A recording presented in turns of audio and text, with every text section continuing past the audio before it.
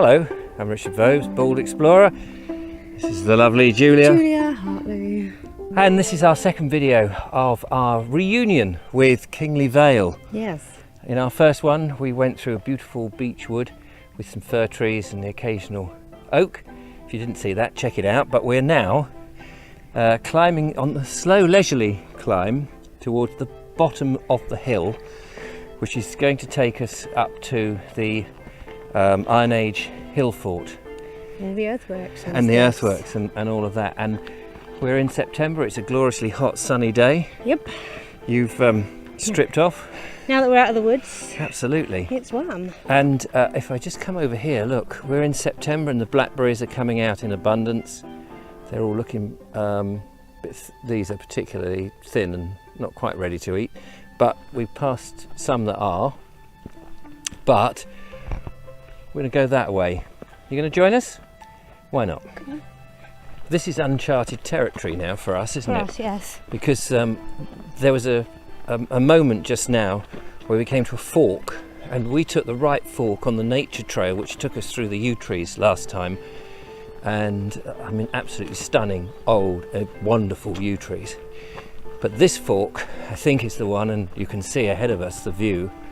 It's going to take us up to the top of that hill, passing little oak tree and some hawthorn, blackberries, and all this wonderful nature around us.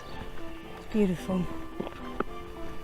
So up this furrowed little road that only, I suppose, Land Rovers or Ranger trucks go up.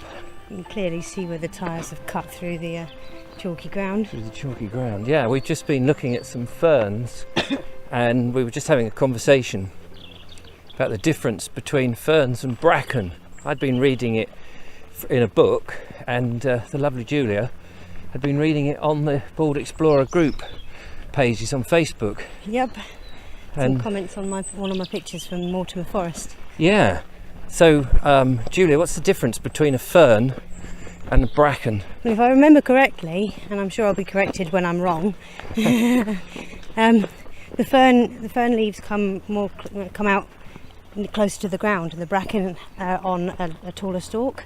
Yes, I think the is it the fronds or the fronds? Fronds, yeah. On a fern, they all come out on one stalk right from the ground in a great big leaf, and then the bracken is several of them on a stalk. Yeah. Yeah, absolutely. So there you go. A lot of people don't know that, and of course I'd always wondered. That's a question that you often think, well, what's the difference? Yep. And when you know, it's bloody obvious. Yeah. Well, no, I used to ask as a kid and no one knew. So that's it. And now you are empowered. Sometimes it is about what you know. Absolutely. You know. One of the great things for us coming back here is that was at the beginning of our stage this year of learning about trees. And we're really pretty good at doing the trees now, aren't we? Yeah. At least the native trees and the ones that are in the, what do you call them? Not garden trees, not ornamental trees. Yeah. I'm not talking about those. Not exotic or ornamental. Exactly. So look at this one here behind us. That's an ash. You can see it's an ash. You just know it's an ash because of the leaves and the shape and everything about it. And the bark. And the bark. Yeah. And if I just get a bit closer, you'll be able to see. But we've passed rowan, we've passed oak. We learned how to identify English elm. And English elm today, because I haven't seen a great deal of English elm in the last year, because a lot of it has disappeared thanks to Dutch elm disease. Dutch elm disease, yeah. But we actually saw one earlier. Anyway, enough of trees for the moment. Let's crack on up here and see what we see. We're climbing. Yep, steadily. It's quite a nice, sedate little climb, but the scenery, you can see the scenery here with the different colours of the trees. You've got the darker evergreens, and then I'm guessing the lighter colours of the ash, actually. In this Actually, see what you did there? I did. In the bowl of this giant bowl which goes on behind us. and also around the side of us here as well. The sun is behind us, so I'm guessing that we must be going north. Makes sense. So I don't think we're going to get up onto the top of the hill in this video, so it may be in number 3 that we will get there. These 10 minutes take they whiz by, don't they? Apparently so, when you're having fun. When you're having fun, yeah. Well, we're having fun. Yes. It's nice, so nice to come back and just see a different aspect of this place that so many people come. Even in the week, we've noticed there are a lot of people on the path. Yeah, it's a high volume of footfall. Yeah, which is great to see, really. But most people seem to stay to the main routes, and you tend not to bump them when you go off on smaller routes. Yeah. Yeah. So as you start climbing, it may not look like we're climbing much, and the main climb is ahead of us. And of course, trying to talk coherently and hold the microphone and everything else Coherent what? is quite tricky.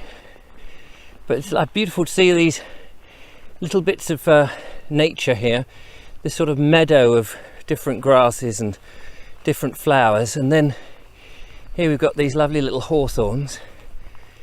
And there's another one over here, slightly bigger, and slowly making our way up this ancient tract of land. And what is very particular about this ancient tract of land is the fact that it is that ancient. It's never been developed, and it's been pretty much left to its own devices. The real flavour of what the land would have been like once. Yeah. I feel. No, definitely. It's striking, it really is. In fact, just now when I turned around and looked, and I was like, wow, it's dizzying. Let's have a look behind us. Oh wow, yeah, this amazing view, and down there, that's where we were, in that midst of the trees where it funnels down. And a little bench there we were sat on. Yeah, right in the distance, and then you can see that must be going down towards the coast, because we're pointing towards the sun. It's more or less midday, so we just got a bit more to do. A little bit more hill to climb. Yeah, but thoroughly enjoying this lovely little walk. Right, we'll press on and see if we can get up a little bit more. Catching our breath here, just for a moment. Yeah. You've got this very tall, upright, almost vertical bit above us, and then the view now has improved dramatically. Cast your eyes on that lot. It's an absolutely stunning, beautiful vista. And so you don't need to take too long climbing up the hill, because you just turn round and you see this. And it's just so wonderful. I haven't really been out on a walk like this for a few weeks actually, so it's so refreshing to do this. Invigorating, to say the least. Yes. Right. We're going to do this last bit. Let's crack on. Watch us suffer.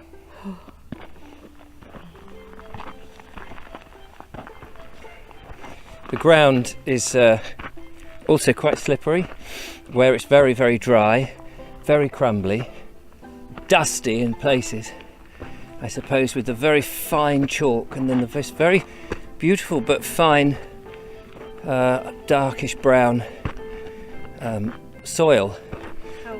Powdery, that's the word. Ooh. So I'm just being cautious here, because I've got hand on the microphone, hand on the camera. Tumbling down that way. No, try not to. Pant. Oh gosh. It's real climbing stuff, this. But good fun. There we are, look at that. It just gets better and better. Well, again, time has beaten us on this walk. So join us on our third video at Kingley Vale. I promise we'll try and find the, what do you call them? The earthworks.